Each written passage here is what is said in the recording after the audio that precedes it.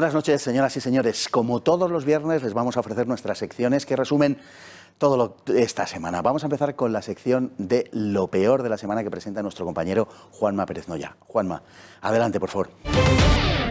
Buenas noches, Fernando. Pues comenzamos este repaso con algo que, por desgracia, prácticamente ya no es ni noticia. Una nueva humillación de Pedro Sánchez ante los independentistas. En este caso, el Partido Socialista eliminará el requisito que tienen los diputados y los senadores de jurar la Constitución en las Cortes. Seguro que este gesto contenta a sus socios de gobierno. Y es que el independentismo se siente cada vez más fuerte. Solo así podemos entender esta otra noticia que desvelaba el diario El Mundo. Un instituto de Ibiza obliga a uno de sus docentes a hablar en catalán. Pero ojo, porque lo hacen no solamente con sus alumnos, sino también con los padres de estos y además con el resto del claustro de profesores. Evidentemente, la presidenta balear, Francina Armengol, a estas horas, cuando ha pasado prácticamente una semana después de que se conociera esta noticia, no ha hecho ninguna declaración, no ha hecho Fernando nada para defender los derechos de este castellano parlante. Y después del desastre que nos brindan nuestros clásicos, nuestros políticos, bueno, ¿qué les voy a contar a ustedes? Les vamos a ofrecer lo mejor de la semana que se lo brindamos nosotros. Vamos con ello. En primer lugar, vamos a decir que el calentamiento global, eso que ha devenido finalmente en el calentamiento global, nació casi como una buena noticia en los años 70, o así se expuso en principio, porque los tintes apocalípticos en ese momento iban por otro lado. Era que nos aguardaba una terrible glaciación, de manera que si emitíamos más CO2, contribuíamos a caldear la atmósfera y podríamos parar esa glaciación que de otro modo habría sido, en fin, imparable. Tal como ha dicho la pieza, efectivamente el frío 20 veces más mata humanos que el calor. Todas las épocas de calor que ha tenido el planeta Tierra, con humanos y sin humanos, han sido beneficiosas para el mismo. Y hablando de la presencia del hombre ya sobre la Tierra, pues recordar que todas las épocas de bonanza de calor, Imperio Minoico, romano, medieval, donde construyó el hombre las catedrales, e incluso si nos vamos más atrás, el propio hombre de Neandertal sucumbió ante el frío y fue el Cromañón, venido de África, el que imperó con el calor. O sea, cuando acabaron los hielos, no pudo sobrevivir el Neandertal al frío. Es decir, que el calor siempre ha sido beneficioso para el planeta Tierra, evidentemente. El calor es la vida. Yo creo que a lo largo de la historia del hombre ha habido siempre chamanes. Chamanes que han vivido de la credulidad y de la ingenuidad de sus parroquianos, podríamos decirlo, desde la época de las cavernas hasta ahora. Los chamanes devinieron en religiones. Y las religiones, cuando se divide la religión del Estado, digamos, pues ahora deviene en eso que hablábamos en el otro programa del consenso científico. Ahora la religión es el consenso científico. Y entonces salen algunos diciendo que el consenso científico ha demostrado sin lugar a dudas que el ser humano es el responsable de ese calentamiento global. Y la gente que no tiene más fuentes de información que la Wikipedia y que los canales bien regados de dinero por el poder imperante, de radio, de televisión, cabeceras de prensa, etcétera, pues se lo cree, porque es la máxima de Goebbels, el principio de orquestación. Tú incide en un mismo tema desde diferentes ángulos, siempre machacando, es decir, miente y convierte esa mentira en una gran verdad y la gente se la va a creer.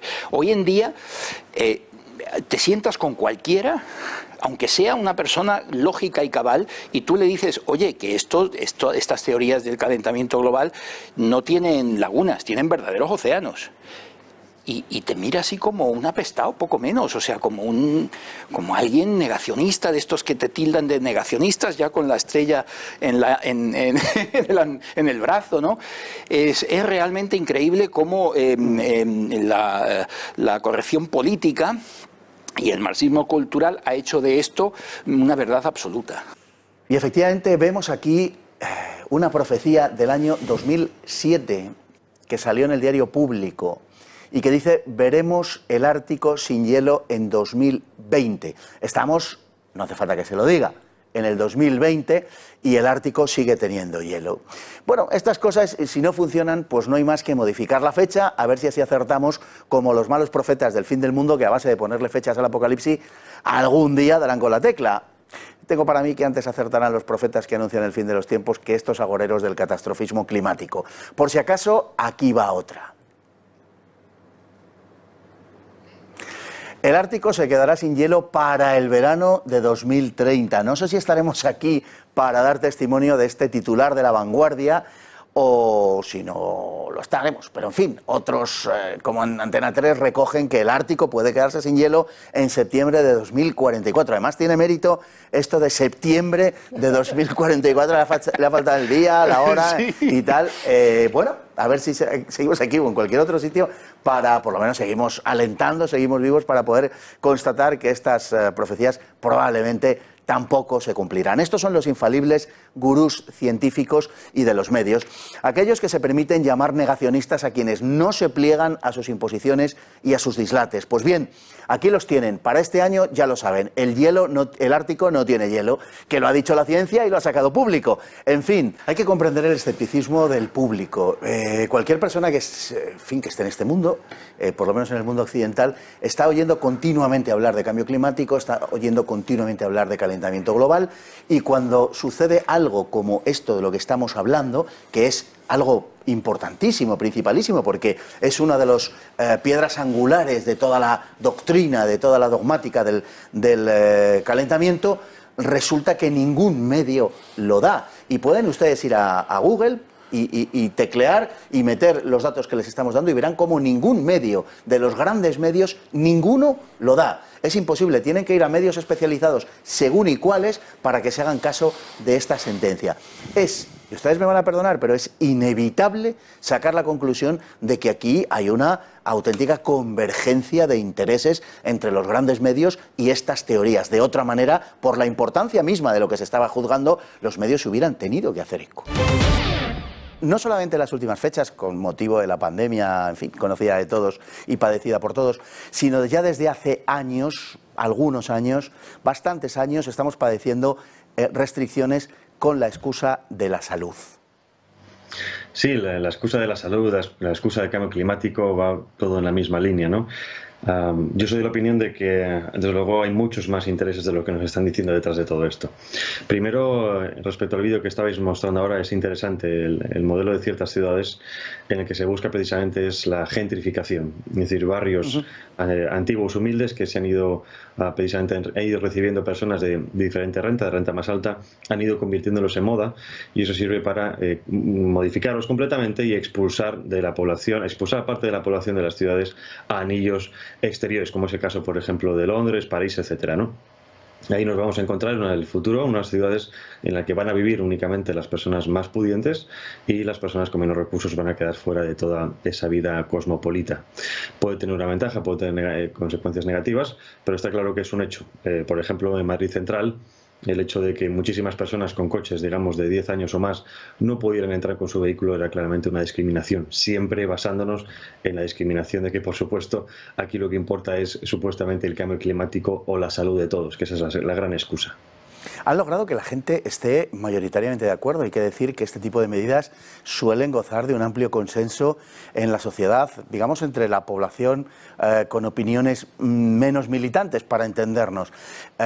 Y de hecho, bueno, estamos viendo, citar el caso de Madrid, logran ese consenso, quiero decir, mediante unas auténticas campañas que rozan casi el terrorismo contra la población, el terrorismo informativo y el terrorismo casi podemos decir ideológico, terrorismo en el sentido de que tratan de aterrorizar a la población con unas visiones apocalípticas del futuro en caso de que los planes de la autoridad no se lleven a efecto.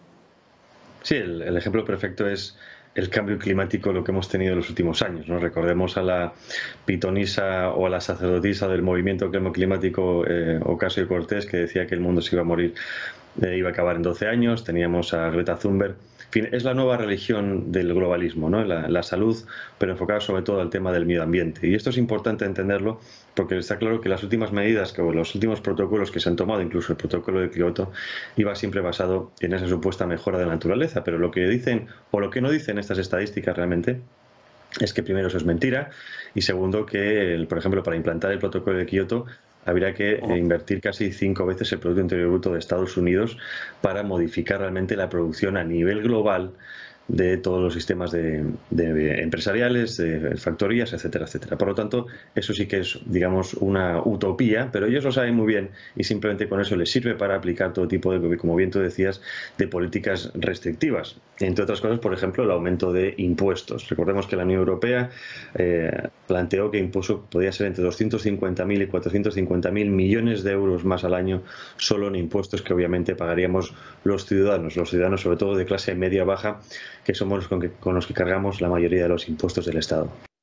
Las características que constituyen los sistemas democráticos son variables, pero sin duda existen algunas que por fuerza han de darse para considerar que el sistema verdaderamente es democrático. La esencial es que estamos ante un Estado de Derecho y si bien no necesariamente todo Estado de Derecho ha de ser democrático, sí que toda democracia ha de ser un Estado de Derecho, esto es, una comunidad política en la que la norma legal sea igual para todos y todos estén sujetos a ella. Lo que llamamos el imperio de la ley. Ese Estado de Derecho ha de articularse de modo que se produzca una efectiva separación de los tres poderes del Estado, el legislativo, el ejecutivo y el judicial, sin que ninguno dependa del otro y constituyendo el judicial un poder independiente supervisor de los otros dos, particularmente del ejecutivo, por todo lo cual resulta imprescindible que el poder judicial sea autónomo del político y no dependa en su constitución ni fundamento de este. ¿Es eso lo que sucede en España?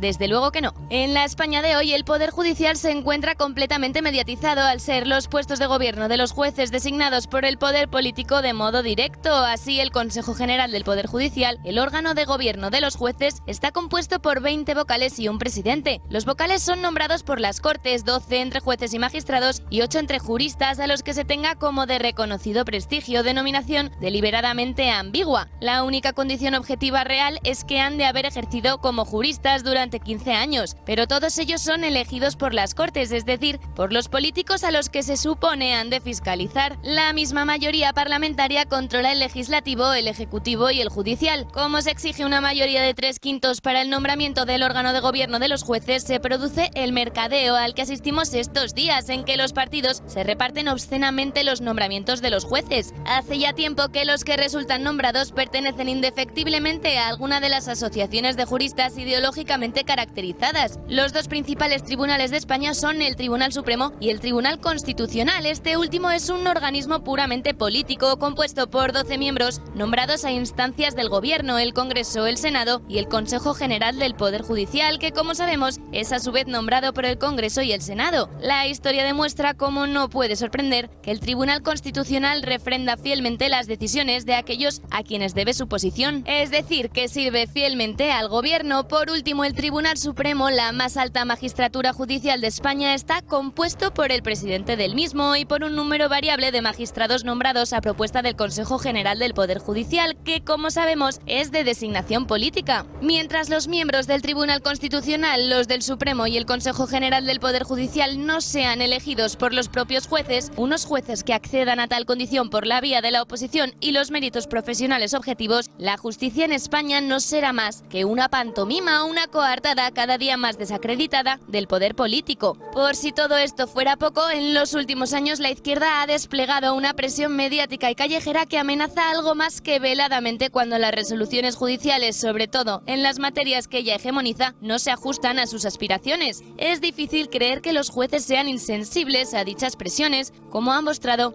en varias ocasiones. Las leyes de género y las cuestiones de los malos tratos han terminado en España con la igualdad ante la ley y con la presunción de inocencia, de facto, socapa o pretexto de proteger a unas determinadas víctimas. La realidad es que lo que ha sucumbido han sido conceptos esenciales y elementales para el sostenimiento de cualquier sociedad, como digo, la igualdad ante la ley y la presunción de inocencia. Efectivamente, pero bueno, aquí volvemos otra vez a un problema de legislación, no de aplicación y interpretación. Sí, de legislación, que es más grave. Un problema de la legislación. Y en este sentido, por supuesto, la ley de violencia de género, lo que tal como está configurada actualmente, lo que supone, y son autores muy cualificados lo que han hecho ya esta crítica, de que nos encontramos con un derecho penal de autor. Es un derecho penal que sostenía la Escuela de Kiel y que a su vez después asumió el régimen nacionalsocialista. Lo que se persigue no es un hecho delictivo concreto, con independencia de cuál sea la persona que lo cometa, sino que se persigue una determinada perfil, una determinada conducta porque la comete una determinada persona. Esto es lo que sucede cuando el mismo hecho tiene diferente pena según lo cometa una persona que es varón o una persona que es mujer. Imagínense que ese tratamiento fuese exactamente igual si el delito se ha cometido por una persona de nacionalidad española o por una persona que es inmigrante, que es extranjera. Pero bueno, pondríamos en el grito en el cielo, como es lógico y con toda la razón del mundo. Mismo hecho delictivo tiene que tener el mismo tratamiento penal. Es una cuestión de justicia elemental, por lo menos de una justicia de un régimen democrático y de un régimen civilizado. Esto no sucede en España. Bueno, en términos generales se suicidan, en el mundo, se suicidan más hombres que mujeres. Hay una excepción, que es Asia, donde está mucho más equilibrado e incluso hay algunos países en los que las mujeres se suicidan más que el hombre, pero en general digamos que el número es mayor de hombres que de mujeres, de suicidas. En los sitios en los que se suicidan más mujeres, eso se corresponde con un desprecio, podemos decir, cultural a la mujer. No estoy hablando de que se encuentre la mujer en un estadio de inferioridad, lo cual podría también haber sucedido en Occidente en siglos anteriores, sino que no se trata tanto de una inferioridad, sino cuanto que hay un desprecio a la condición misma femenina.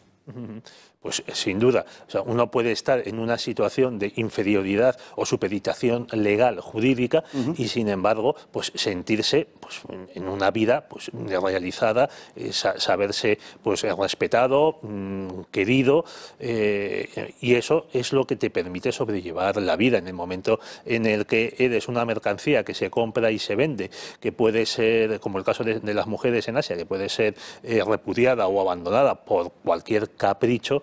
Pues naturalmente tu propio concepto de ti mismo, tu autoestima, pues se desploma. Y ante cualquier situación, pues una mujer que descubre que va a dar a luz o que ha dado a luz una niña cuando toda la familia esperaba un varón, pues puede sentirse tentada a cometer un suicidio. Sin embargo, esta es una brecha de género que no parece preocupar a las feministas. No parece que anden muy preocupadas. En Europa, en España en concreto, que son los datos que yo más he trabajado, pues la diferencia es de un 70% de suicidios de varones frente a un 30% de suicidios de mujeres. Sí, llega incluso a multiplicar por 3. El aborto es causa de suicidio entre quienes lo practican. Está publicado en numerosos medios científicos y, sin embargo, hay un estruendosísimo silencio mediático. Esto me recuerda a lo que se suele decir por parte de la progresía, de que detrás de la delincuencia y hasta del terrorismo hay causas de pobreza y hasta del antiguo colonialismo. Dice, sí. Y todo para llegar a la conclusión, no querer ver lo que hay detrás, que existe el mal, y el mal produce estas situaciones. Lo mismo está pasando con el acallamiento del efecto del aborto entre las mujeres que los realizan, que se lo practican a sí mismas, y los médicos, el personal sanitario que interviene en él. Es uno de estos grandes silencios mediáticos abrumadores. Además, se suele hablar sobre causas médicas, enfermedades mentales, desahucios, embargos, tal, pero no se menciona el aborto. Es una vergüenza que en España, por ejemplo, te estén diciendo que se insista más en el suicidio por los desahucios que en el suicidio por los abortos. Bueno, en España, además, se da la circunstancia de que hay un gran desequilibrio entre el número de suicidios del hombre y la mujer, y parece incidir especialmente, según franjas de edad, parece incidir en los divorcios. Es decir, parece que el divorcio es una causa del repunte de suicidios entre hombres, entre varones de una determinada edad. También tendría que ver con un aumento de suicidio en la mujer, pero el aumento en la mujer sería mucho menor que el aumento del hombre. Se calcula que podría ser hasta 3 veces menor ese aumento en la mujer de lo que aumenta en el hombre.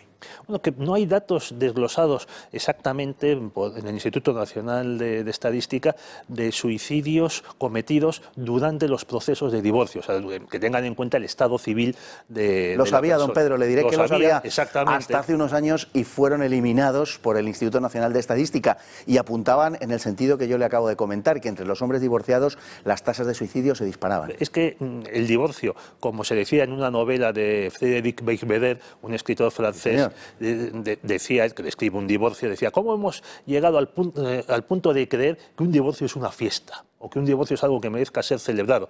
Bueno, pues efectivamente, un divorcio no es algo de lo que jactarse o divertirse. Un divorcio es un fracaso que si afecta al hombre y a la mujer, a la pareja, bueno, pues lo sigue siendo, pero si afecta a unos hijos pequeños es todavía mayor y se crea un sistema vamos, una inestabilidad, un mal ambiente, un mal rollo, como dicen nuestros hijos, que afecta a todo el mundo y sobre todo si una de las partes del divorcio emplea esta legislación lamentable que tenemos en España de discriminación del varón para triturar a la otra parte, que por lo general suele ser el varón. Una muestra de este desequilibrio, de esta brecha de género de la que no se habla, es que las feministas y sus tribunas mediáticas llaman suicidio ampliado a los parricidios que cometen las mujeres cuando matan a sus hijos, sin pedirles su opinión, por supuesto. Pero este sí es un suicidio del que se habla, para no llamarlo por su nombre, que es asesinato. O sea, cuando la mujer se suicida y no se conforma con llevarse su propia vida por delante, sino que además de cometer suicidio, se lleva la de sus hijos. Efectivamente, pero tengamos en cuenta que para que una mujer mate a sus hijos, o sea, tiene que estar en una situación de enfermedad mental, de tensión, de degradación moral altísimo. Y la sociedad, sobre todo las administraciones públicas, a este asunto no le prestan casi ninguna atención. En España no hay planes nacionales de suicidio. Se empieza a hablar ahora de preparar uno contra el suicidio, cuando ya hay en otros países, los hay vigentes. En Asturias, que es la provincia, la comunidad autónoma de España, donde la tasa de suicidios es mayor, casi el doble de la media nacional, ya se está poniendo en práctica uno de ellos, pero que ha tardado varios años en desarrollarse, porque, insisto, la autonomía de la voluntad, que es uno de los dogmas de nuestra sociedad, pues impide entrometerse en el deseo del ser humano de suicidarse, de acabar con su vida. Y si se aprueba la eutanasia, tal como se está planteando por parte de la izquierda, pues esto se va a agravar. Después de lo cual vamos a publicidad, pero a la vuelta de publicidad continuamos ofreciéndole el resto de lo que nos queda, de lo mejor de la semana. No se vayan, y si se van, vuelvan.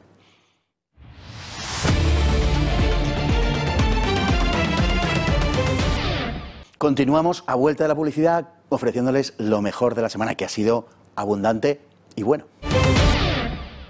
La deriva del gobierno de izquierda hace tiempo que pasó la línea de lo admisible. Considerablemente escorados hacia el radicalismo en materia de ideología de género y feminismo, los socios de gobierno han ido imponiendo su agenda sin apenas sobresaltos. Y es que a un Pedro Sánchez, al que lo único que le mueve es la conservación del poder, solo le interesa la ideología en la medida en la que contribuye a su objetivo. Los últimos movimientos de los radicales progresistas son muy preocupantes. La señora de Iglesias, a quien se ha entregado el ministerio ideológico por excelencia, no desmaya en su campaña de manipulación de las mujeres. La última es que el llamado Ministerio de Igualdad va a considerar las miradas lascivas como violencia contra la mujer, el sueño del feminismo histérico adolescente hecho realidad. Sí, han oído bien, pretenden controlar nuestras miradas y de paso engordar las estadísticas, que es de lo que se trata. Más dinero a recaudar y más dinero a repartir. El propósito totalitario del progresismo podemita es innegable. La ministra Montero, no María Jesús, sino la señora de Iglesias, contestando a una diputada de Vox, ha declarado que los que piensan como ustedes dicen que la violencia no tiene género están simplemente fuera de la ley. No ha hablado de actos, sino de pensamientos. En la España de hoy los pensamientos han de ajustarse a la ley, algo que no tiene precedentes en la historia. Hasta el momento nadie había pretendido legislar sobre los pensamientos. Es de suponer que, en tales condiciones, explicarle a Irene Montero que las personas no se diferencian por género, sino por sexo, resulta perfectamente inútil. A ella le trae sin cuidado la violencia que se ejerce contra los varones o la que ejercen los menores contra sus padres, porque esa no encaja con el propósito ideológico que persigue. Pero la realidad es que solo en 2019, 5.000 menores maltrataron a sus padres. La cifra es irreal, pues son muy pocos los padres que denuncian a sus hijos, muchos menos que las mujeres que denuncian a sus agresores. Ese mismo año, 2019, 83 menores han perpetrado distintos crímenes en España, más que los asesinatos de mujeres. Y en Madrid, de 67 agresiones sexuales de menores, 11 corresponden a menores de 14 años. Naturalmente, por no hablar de la violencia contra los hombres, el gran tabú de nuestra sociedad. que por supuesto no interesa en absoluto al Ministerio de Igualdad porque les rompe el discurso. Un discurso que se basta en la victimización de determinados grupos sociales, entre los cuales no se encuentra el varón. La violencia contra los niños o contra los ancianos queda en un segundo plano y se le despoja de toda trascendencia. Para el feminismo, evocar tal violencia resulta enormemente peligroso, pues si bien frente al varón es fácil victimizar a la mujer, no lo es tanto cuando se trata de niños o de ancianos, por lo general más indefensos que las mujeres. El discurso feminista necesita singularizar la violencia contra las mujeres, sin permitir que se le asimile o compare ninguna otra violencia. Nada les pone más nerviosos, pues si se derriba ese dogma, por lo demás insostenible, todo el podrido edificio del radicalismo feminista se viene abajo por sí mismo. La señora de Iglesias es bien consciente de esto. De ahí su apuesta por la radicalización. Hay un tema particularmente escalofriante que es el de las miradas lascivas, que uno parece estar oyendo pues a la caricatura de un cura de los años 40. Y digo la caricatura que muchas películas españolas han retratado, en fin, hasta la saciedad, la caricatura de los curas de los años 40. Ni siquiera los curas de verdad, sino la caricatura. Es decir, las miradas lascivas. Es verdaderamente, como digo, escalofriante el puritanismo de la beatería progre. Sí. A ver, esto, mira, sería gracioso, ¿vale?, si no fuese tan peligroso como es. O sea, lo que ella ha dicho de que decir que la violencia no tiene género infringe la ley, esto que dice de que van a regular las miradas, tiene un componente absolutamente peligroso. Mira, la Ley Integral de Violencia de Género se saltó el derecho de acto y pasó al derecho de autor. Fue un retroceso muy peligroso, ¿vale? Se volvió a principios mediados del siglo XX. Pero esto lo que quiere es simular a la policía del pensamiento de Orwell. Es decir, legislar lo subjetivo. Porque si yo, a partir de ahora, tengo que dar cuenta de mis pensamientos, yo no voy a tardar ni 5 minutos en acabar en prisión. Porque todos somos dueños de nuestros pensamientos y el pensamiento no se puede legislar, porque yo en mi pensamiento puedo matar, estafar, robar y hacer lo que quiera porque es mío. Y puedo hacer cosas maravillosas y cosas deleznables, pero eso no se puede legislar. Pero como quería rizar el rizo, ahora dice que quiere legislar y convertir en violencia de género una mirada, las miradas lascivas. Y yo digo, primero, ¿qué es una mirada lasciva? Porque lo que para mí puede ser una mirada cariñosa o sensual, para ti puede ser una mirada lasciva, para un tercero, pues una mirada bizca. Así es. Claro. Entonces, ¿qué vamos a hacer? Dotar a los jueces de una herramienta sin límite. Porque yo puedo hacer que una mirada lasciva, que una mirada sea una mirada lasciva. Es subjetivo. Incluso aunque lo grabes, tú me grabas a mí, o yo te grabo a ti, y yo digo, esta mirada es lasciva, y tú dices, no. ¿Quién tiene la razón? Es imposible, el derecho no está para eso, el derecho no puede legislar abstractos. Y esto es lo que quiere hacer ella, o sea, crear una policía, crear un derecho de lo abstracto, del pensamiento. En el momento en el que esto se lleve a cabo, podemos darnos por perdidos, porque todos estaremos en manos de quien gobierne, de quien manda. Tú puedes acabar preso porque a una señora le dé la gana. Sí, claro. No necesita hacer nada, ya ni acreditar nada. Eso es muy peligroso, eso es el fin del Estado del Derecho. Aquí lo que pasa también es que se están alimentando las estadísticas en realidad, porque claro, hablamos de que según el Ministerio de Igualdad, la mitad de las mujeres sentían que habían sido, más de la mitad, un 57% creo que decía, habían sido objeto de una violencia machista, etcétera. Pero claro, si incorporamos ahora las miradas lascivas, va a ser muy complicado que no lleguemos al 100%. Hombre, algunas se escapará que no reciban mirada lasciva, pero la mayoría con seguridad. A mí lo que me gustaría, para empezar, este estudio está basado en una encuesta con unas preguntas que dejan mucho que desear, que son absolutamente guiadas y que, efectivamente, y que evidentemente no tienen rigor científico alguno, ¿vale? Si tú hicieses esas mismas preguntas a un hombre, ¿vale?, sobre todo en estas nuevas generaciones, donde chicos y chicos se estaban relacionando de forma absolutamente natural hasta que llegaron, digamos que esta ideología a pervertir una relación absolutamente normalizada entre hombres y mujeres, y las mujeres también miramos lascivamente, y las mujeres también tocan el culo a los tíos en una discoteca, y las mujeres también desean sexualmente a los hombres, y las mujeres también cometen actos porque son desagradables. Somos igual, Lo bueno que tenemos las mujeres es que somos tan poco vulnerables como pueda ser un hombre y somos tan vulnerables como pueda serlo un hombre. Esto es lo bueno, con lo cual somos capaces de lo mejor y de lo peor. Y lo dicho, es que nosotras también miramos lascivamente. Y si nos preguntan, seguramente saldría que más de la mitad de los hombres se pudieron haberse sentido incomodados alguna vez por la actitud de una mujer. Pero claro, esa contraposición no la van a hacer. Y entramos en nuestro espacio, siempre simpático y agradable, de la hemeroteca, y hoy tenemos una nueva ración de basurilla inquisitorial de vía estrecha. Vean el titular del diario AS, que no sé qué hace metido a estos menesteres. Bueno, sí, sé lo que hace, propaganda. Vean, detenido un negacionista por difusión de datos falsos y usurpación de identidad. Esto es lo que nos dice el diario, secundado por sus hermanos mayores del País, aún más degradado, que nos dice detenido uno de los propagandistas de la manifestación de Colón contra el uso de mascarillas. Es un asunto muy viejo. Se trata de vincular la causa que el sujeto dice defender, en este caso la negación de la doctrina oficial sobre la pandemia, con la perpetración de delitos. La utilización de medios como la amenaza, la usurpación de identidad y otros delitos no es privativa, ni mucho menos de quienes defienden el punto de vista que estos llamados periodistas, al servicio de su amo, llaman negacionista. No tienen ustedes más que darse un paseo por Twitter. Está a reventar de amenazas e insultos de los apocalípticos defensores de la tesis oficial, tan brutales como los de este sujeto ahora detenido. A ver si los obedientes chicos de AS se animan y nos informan de esto de vez en cuando. Les brindo ayuda por si les cuesta. El titular podría ser: las redes a reventar de amenazas por parte de histéricos e histéricas defensores y defensoras del apocalipticismo oficial. A fecha de hoy, sin embargo, no se sabe de uno solo o de una sola detenido o detenida por la policía.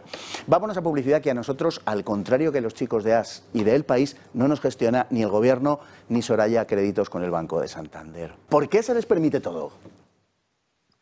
Bueno, porque tenemos, por desgracia, a una inmensa mayoría de medios de comunicación tapando todas las corruptelas, pero no de ahora, sino de siempre. O sea, de siempre hemos tenido unos medios de comunicación, la gran mayoría, como digo, los más media, vendidos a esta gente que lo controla absolutamente todo, controla periodistas, controla medios, y bueno, y lo que no existe en los medios no existe en la opinión pública. Y eso es así, por eso hemos tenido este auge en los youtubers también, porque nos dedicamos también a contar todo lo que ciertos medios intentan ocultar. Entonces, cuando tú quieres ocultar información al ciudadano, el ciudadano muchas veces quiere saber más y acude a los medios alternativos, y por desgracia la inmensa mayoría de los ciudadanos no quieren saber más y se quedan solo en la superficie. Y de ahí a que se les perdone todo y puedan seguir haciendo lo que les da la gana. Porque estamos ante uno de los mayores escándalos de los medios de comunicación, que es el que protagoniza Televisión Espantosa, en célebre confesión de su máximo responsable, y asistimos a una manipulación verdaderamente prodigiosa. Bueno, yo no lo llamaría prodigiosa porque está muy mal hecha. Muy mal hecha, muy mal. Era irónico, ¿eh? Sí. O sea, se puede, o sea, vamos a ver, la manipulación es propia siempre de todos, del gobierno de turno que está en Televisión Española. O sea, ya estamos acostumbrados a que Televisión Española siempre la maneja. No así los sindicatos dentro de Televisión Española, que siguen manejados, siempre han estado manejados por la izquierda. Pero lo que es la información de los telediarios, pues casi siempre la maneja el gobierno de turno. Pero es que yo tengo la impresión de que el Partido Popular lo hacía un poco mejor, en plan manipular, quiero decir, y se notaba un poco menos. Pero esto ya es descarado, es directamente llamar idiota al ciudadano. O sea, ponerme un gráfico en el que sabes perfectamente que España ha tenido el doble de caída de PIB que el resto de países que tienen al lado, y cambiar la leyenda es que pretendes que en serio que nadie se dé cuenta de eso. O sea, no sé, si lo ven 4 analfabetos, pues igual les cuela, pero la inmensa mayoría de personas que ven la televisión pues saben leer, creo yo. Yo creo que la alfabetización ha llegado a la mayoría de España, creo. Y eso es una manipulación para tontos. Entonces, lógico que la gente se esté dando cuenta. Y por eso te digo que prodigiosa no tiene nada. Me parece más bien reírse de los ciudadanos. O querían que la gente se diera cuenta, o si no, no explico, no entiendo otra forma, no entiendo por qué lo hacen. Porque ya no solo la parte de los gráficos, es prácticamente la totalidad de los programas informativos de Televisión Española, llenos hasta arriba de tertulianos con un sesgo político claro, sin pluralidad política ninguna, todos decantados por un lado de la balanza y todos atacando a dos partidos, O sea que, no sé, quien se deja manipular por televisión espantosa es porque quiere, sinceramente. La manipulación fue tal, en el caso de los gráficos que comentábamos, que uno está tentado, en fin, en su bondad casi infinita, a pensar que se puede deber quizá a incompetencia, porque efectivamente es tan burdo, o es tan burda la manipulación que cuesta creer que verdaderamente el fin que se persigue sea engañar, porque eso no engaña a nadie. Claro, o sea, yo me imagino en la reunión de informativos de esa mañana y claro, yo no me imagino a un montón de señores sentados en una mesa y diciendo, vamos a poner estos gráficos a ver si cuela. Pero ¿cómo van a colar eso, señores? Claro, es que tardó medio segundo en que la gente se diera cuenta. Pero como esas llevamos, pues desde que Pedro Sánchez está en el poder, llevamos 2 años con intento de manipulaciones absurdas que no tienen ningún fin más que el de desprestigiar a la televisión pública, que ya de por sí tenía el prestigio por los suelos desde hace muchísimos años. Yo creo que desde siempre nació desprestigiada ya. Pero últimamente ya es como... Es lo que digo en el vídeo. En el vídeo han conseguido cargarse la reputación de Ana Blanco. O sea, para destruir la reputación de esa mujer, es que hacía falta un Boeing 747 estrellándose en el ente público. Y lo han conseguido. O sea, son capaces de destruir cosas que parecían indestructibles. Pues Ana Blanco ya se acabó, Ana Blanco. O sea, una profesional que yo la creía como la copa de un pino, que ha sobrevivido a todos los gobiernos en televisión española, y yo creo que a este no va a sobrevivir, sinceramente. O sea, Ana Blanco ha acabado su carrera profesional con esta etapa, si alguna vez nos conseguimos quitar a Pedro Sánchez de encima, que lo dudo. Y vamos a poner unas imágenes sobre la censura en redes sociales, pero andamos ya muy mal de tiempo. No obstante, quiero preguntarle por ese asunto. Era usted también, me imagino, como casi todos, ¿no?, los que consideraban que la censura en las redes sociales era algo inconcebible, y sin embargo, a través de todo este embrollo de las fake news, lo han utilizado como excusa para controlar las redes sociales, para ponerla en manos de agencias de la extrema izquierda, cuya finalidad principal, finalidad básica, es destruir las libertades y fundamentalmente la libertad de expresión y controlar las redes sociales. Y ya lo están haciendo con bastante eficacia. Es brutal. Lo de las redes sociales es algo que yo no había visto nunca hasta que llegó este gobierno. Yo empecé en YouTube en 2017, de hecho precisamente hoy hace 3 años de mi primer vídeo, y yo esta censura brutal en redes sociales no la había visto hasta que llegó este gobierno, sobre todo desde que se formó el nuevo gobierno, un poco antes de la crisis sanitaria, pero cuando llegó Pedro Sánchez ya se empezó a notar. De hecho, somos muchos los youtubers y influencers y tal que estamos agrupándonos para denunciar esto, porque a mí, por ejemplo, me echaron de Twitter. A mí me expulsaron de Twitter y bueno, ahora he vuelto, pero bueno, no voy a decir con qué nombre he vuelto porque igual no lo diga, no lo diga. Pero fui suspendido de Twitter y me trataban como un terrorista. O sea, no podía volver bajo ningún momento. O sea, me creaba otra cuenta y me la suspendían, me creaba otra y me la suspendían. Es horroroso. En Facebook igual. En YouTube es donde tenemos un poquito más de libertad para expresarnos, porque la izquierda mediática está de los nervios porque saben que YouTube es la única plataforma que no son capaces de controlar. Entonces, y es donde más difusión estamos teniendo. Pero Twitter, por ejemplo, Facebook están controlados por Neutral, por esta gente que no nos dejan hablar, o sea, no nos dejan. Pero bueno, aún así siempre encontramos, porque aunque ellos crean que no, nosotros somos más listos que ellos y nosotros siempre encontramos maneras y lugares para poder decir aquello que no nos dejan. Después de todo lo cual, no nos queda sino despedirnos de ustedes hasta el próximo lunes, deseándoles que pasen una muy buena noche y que tengan un magnífico fin de semana.